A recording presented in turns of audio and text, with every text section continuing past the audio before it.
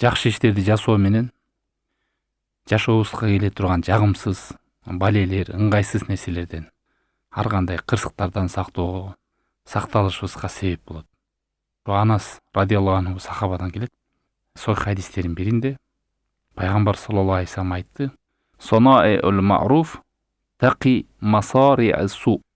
Жакшы иштерди жасагандар ар кандай апат, жаман нерселерден сакталат. Тaqi масари'ас-су вал афат вал халакат. Жакшы иштерди жасагандарды ар кандай балелерден, кырсыктардан, ыңгай сабалдардан жашоодо сак болот. Аллах таалам сактап. Кам мин мусиба сарафахуллаху анка бисабаби хайрин санатаху. Алымдар айтты, канча деген сенин башыңа түшкөн балелер бар. Келе турган балелерди Аллах таалам жок кылып салды, алып салды. Сага жеткизген жок.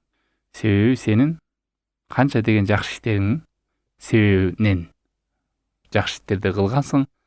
Ошол жакшы иштердин артынан канча деген кырсыктардан Аллах таалам сактап. Ушул жакшы иштерди кылуу дагы жашоодогу көп кырсык балелерден алдын алат.